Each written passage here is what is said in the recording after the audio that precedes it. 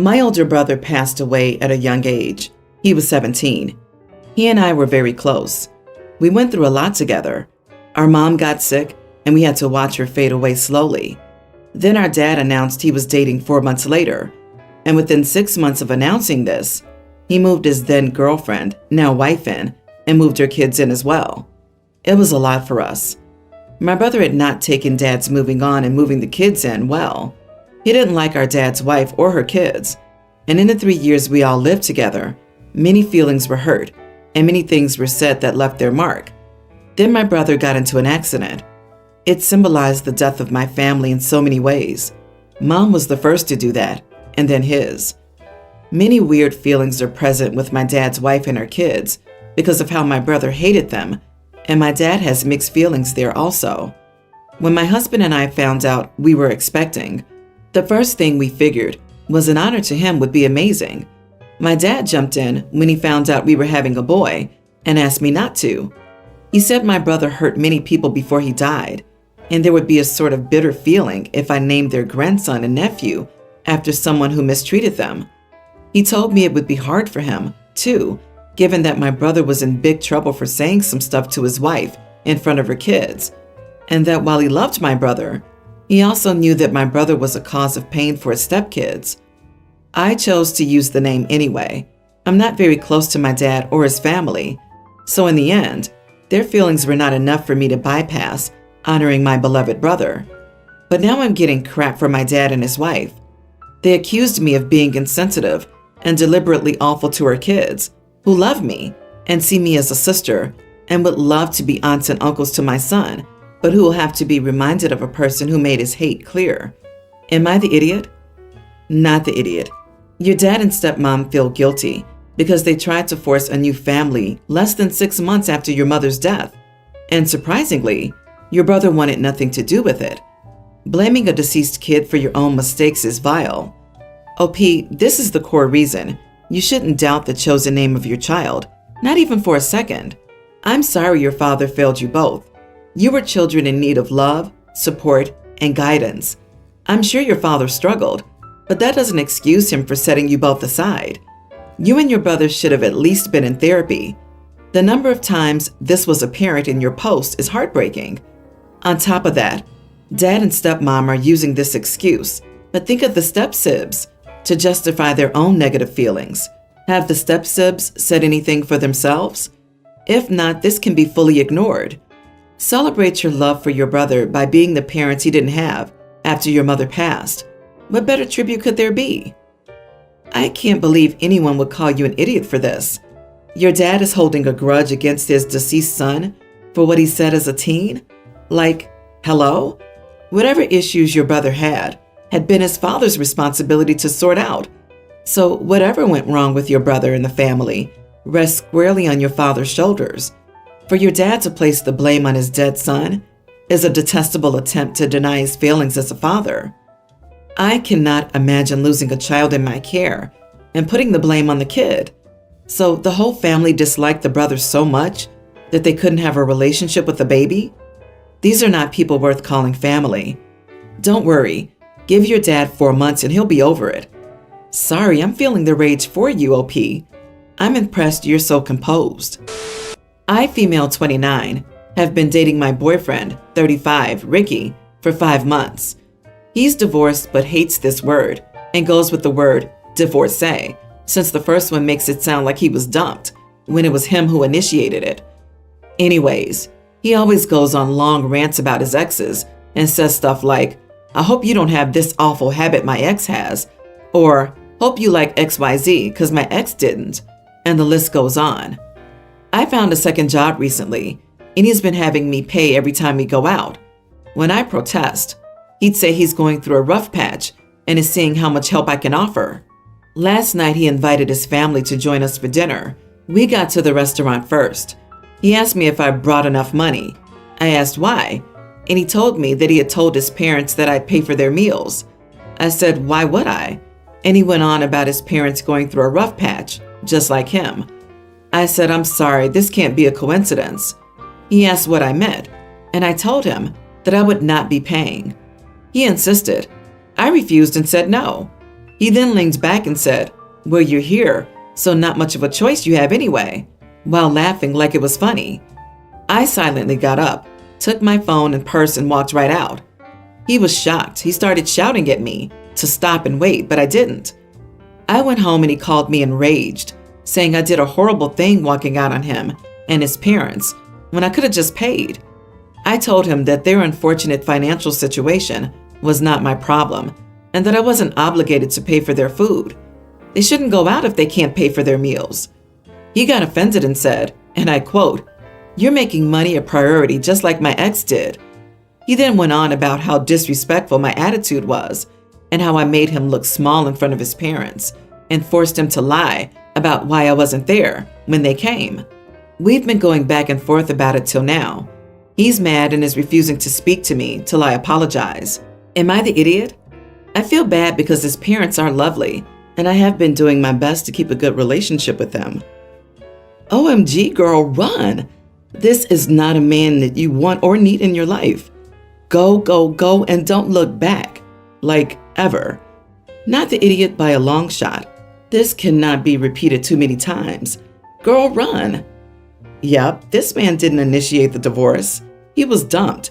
He's clearly not over his ex. You deserve better. Not being the new love that drives out old love. That's BS. Especially when the other person doesn't have anything to offer and is only taking advantage of you emotionally and financially. I think it's a safe bet that he doesn't even have a job, which is why she got a second one. And the dude's ex was also tired of his BS. Anyone who feels the need to stress that they were the one to leave their ex-partner and not the reverse is lying about the situation. OP, girl, run far and run fast. He's a leech, and this will not get better. Oh, I want to bet my life savings on his ex divorcing him because he's a relentless mooch that never lifted a finger in his life to do something. OP, you're together for only 5 months, and he's pulling this crap? Which has me asking the question, why do so many women feel uncomfortable setting and sticking with boundaries? Look at how girls were raised. We're taught to be polite and put other people's feelings and comfort ahead of ours. And a lot of us have had past bad experiences with setting boundaries. I heard a quote somewhere, when men say no, it's seen as the end of a discussion. When women say no, it's seen as the beginning of a negotiation. It's due to a lifetime of interpersonal and societal gaslighting and a minimizing of our boundaries and comfort. That's why. This may sound super entitled. If it is, don't hold back on telling me so. I'm a 31-year-old female, and my husband Jack and I have 3 kids together. We've been together for 9 years. Over the course of these past 9 years, I personally have helped my sister-in-law, Heather, my husband's sister, with over $12K. At the beginning of our relationship, we had to stay with her for 3 months while we found a place to live. And during that time, I had given her over $9K.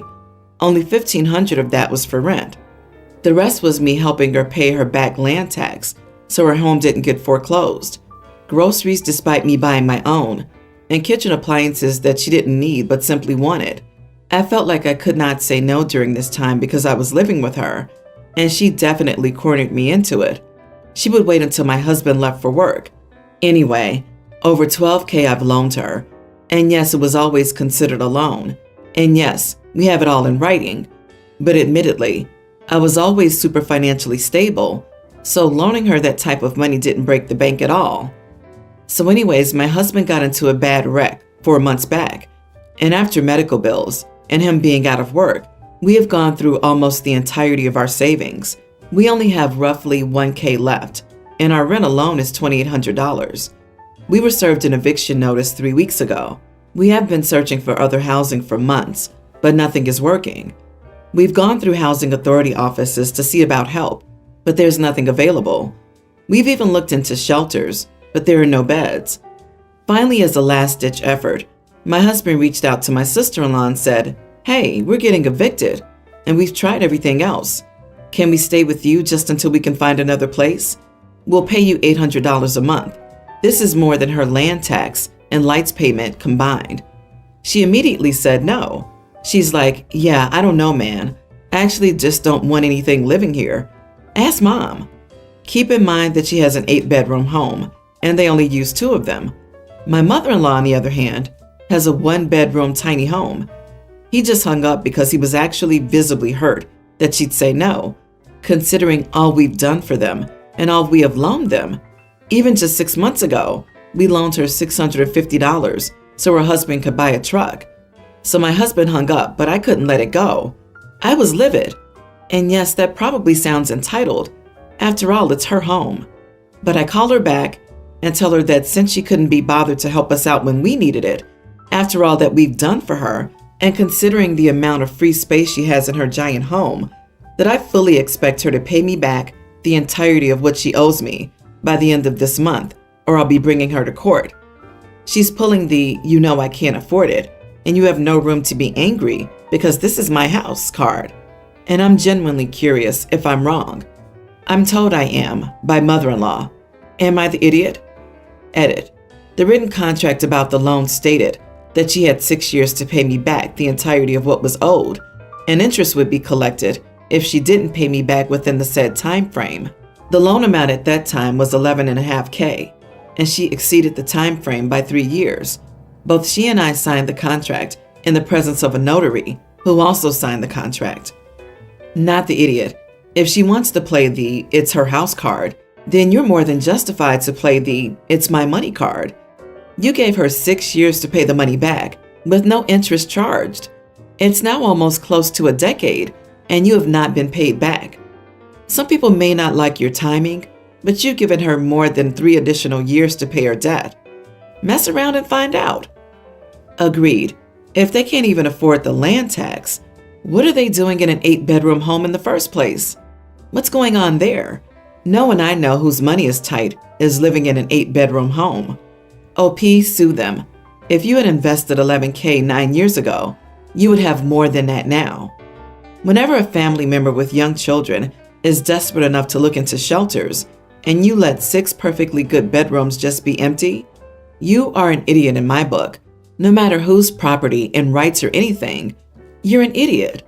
Adding the fact that OP even helped them out and loaned money just makes me furious. So I'm currently stuck in the middle of my mom and my future wife. And while I know I should really be on my fiance's side, I'm kind of on my mom's. My fiance and I have been planning our wedding for a year, and my mom got engaged 5 months ago. The venue she liked had an opening 2 weeks before our wedding, so she took it. My mom has the money and connections to get stuff done fast and could just put a wedding together quickly. She also didn't want to wait until next spring or summer, as we live somewhere with 4 seasons. When my fiance found out, she was furious. She screamed at my mom that she was psycho and pathetic. She ended up bursting into tears, and I tried to calm her down. There will not be a single overlapping guest, so I don't see the issue. My mom even specified we don't have to come if it's inconvenient. My fiance thinks it's wrong and attention-seeking, but I feel like other people have lives, and we don't get a whole month. All of the family invited to our wedding is not invited to hers. I told her to stop yelling at my mom and being a bridezilla. I asked her to apologize to my mom for the name-calling, but ultimately didn't push it as she didn't want to, and my mom's fiance was laughing, which I didn't like. My fiance is furious with me, thinks I'm spineless, and fails to understand her perspective. Not the idiot.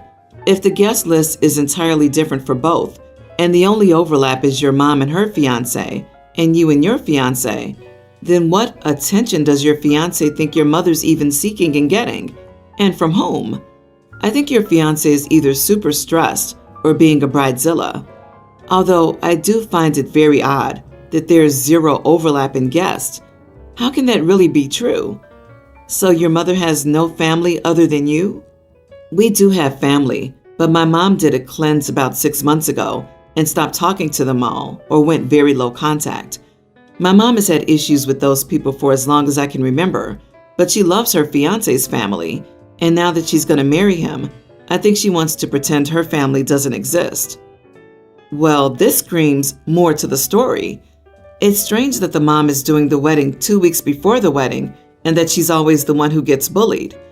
I feel like there's a chance OP is deliberately missing out on information. Would be interesting to hear the fiance's side. Since you admit that your mom doesn't like your fiance, is it possible that she purposely planned her wedding in a way that would upstage and upset your fiancé? I don't think the 2 weeks is necessarily the issue, rather the potential for actual malicious intent on your mom's part, especially if there's a pattern of poor past behavior towards your fiancé. Everyone's the idiot here. Like, it's weird your mom did that cleanse. Your fiancé overreacted, but you did not handle that well. To make a very long story sort of short, my 22 female, boyfriend 22, and I lived with my mom, 45, and my 3 younger siblings, up until my mom got us all evicted out of the home last month.